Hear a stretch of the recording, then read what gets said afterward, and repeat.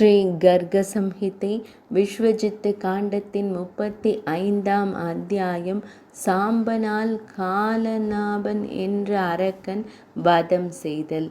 பகுலாஸ்வர் மன்னர் கூறினார், முனிவரே, ஆச்சரியப்படும் விதமாக பகவான் ஸ்ரீ கிருஷ்ணகுமாரர் பிரத்யும்னர் ஒரு அற்புதமான போரை நடத்தினார்.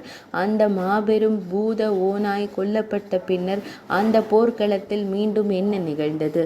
நாரத மாமுனிவர் கூறினார், அரசனே, விருக்கன் கொல்லப்பட்டதை கண்ட மகா அசுரன் காலநாபன் பன்றியின் மீது ஏறி மீண்டும் மீண்டும் வணங்கியபடி போர்க்களத்திற்கு வந்தான். அந்த அசுரன் போரில் அக்ரூரர் மீது 20 அம்புகளையும், கதன் மீது 10 அம்புகளையும், அர்ஜுனன் மீது 10 அம்புகளையும், சாத்தியகி மீது 5 அம்புகளையும், கிருத்தவர்மன் மீது 10 அம்புகளையும், பிரத்யும்னன் மீது 20 அம்புகளையும், அனிருத்தன் மீது 20 அம்புகளையும், தீப்திமான் மீது 5 அம்புகளையும், சாம்பன் மீது 100 அம்புகளையும் எய்து அவர்கள் அனைவரையும் காயப்படுத்தினான். அவனது அம்புகளின் தாக்குதலால் அந்த பறவைகள் அனைத்தும் 2 கணங்களுக்கு நிலைகுலைந்து போயின. அவற்றின் குதிரைகள் அனைத்தும் கொல்லப்பட்டன. அவற்றின் தேர்கள் போர்க்களத்தில் சிதறி போயின. அவனது கரங்களின் சுறுசுறுப்பை கண்டு ருக்மிணி நந்தன் மகிழ்ந்தான். அவன் சமங்கரணத்தில் காலநாபனுக்கு நன்றி கூறி அவனை மனதார புகழ்ந்தான்.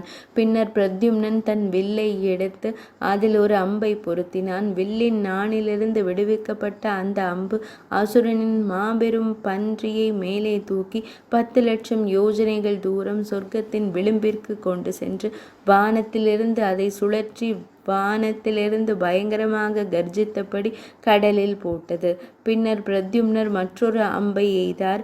அந்த அம்பும் வலிமை மிக்க காலநாபனை மேலே தூக்கி சுழற்றி சந்திராவதி புரிக்குள் பலமாக வீசியது. அங்கே விழுந்த காலநாபன் மிகுந்த பீதியடைந்தான். 10 லட்சம் பவுண்டுகள் எடை கொண்ட கதாயுதத்தை கரத்தில் ஏந்தியபடி அந்த அசுர அரசன் போர்க்களத்திற்கு திரும்பி யாதவ படையை சூறையாடத் தொடங்கினான். இடி போன்ற தனது கதாயுதத்தால் புயல் மரங்களை வேரோடு சாய்ப்பதைப் போல அவன் யானைகள், தேர்கள், குதிரைகள் மற்றும் காலாட்படை வீரர்களை பெரும் சக்தியுடன் தகர்க்கத் தொடங்கினான்.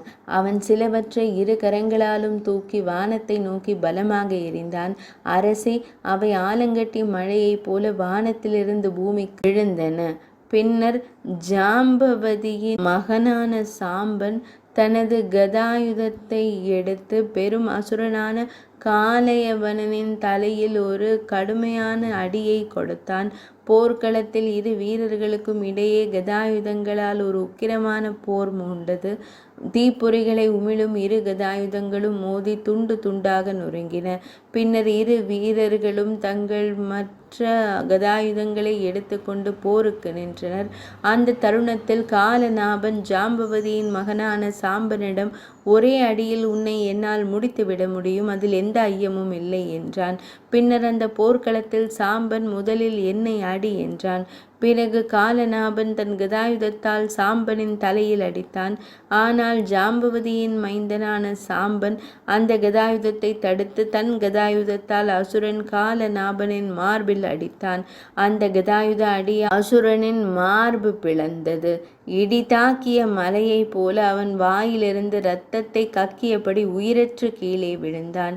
மனிதர்களின் தலைவனே, பின்னர் ஆரவாரமும் புகழுரைகளும் எழுந்தன.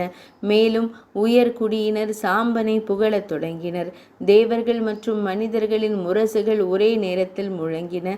தேவர்கள் சாம்பனின் படையின் மீது மலர்களை பொழிந்தனர். வித்யாதாரிகள் நடனமாடினர். கந்தர்வர்கள் ஆனந்தமாக பாடினர். இது ஸ்ரீ கர்க சம்ஹிதையின் விஸ்வஜித்து காண்டத்தின் நாரத மாமுனிவர் மற்றும் பகுலாஸ்வ மன்னருக்கு இடையேயான சம்வாதம் என்றழைக்கப்படும் உரையாடலில் உருவான காலநாப அரக்கன் வதம் என்ற தலைப்பு கொண்ட 35ஆம் அத்தியாயம் இனிதே நிறைவடைந்தது.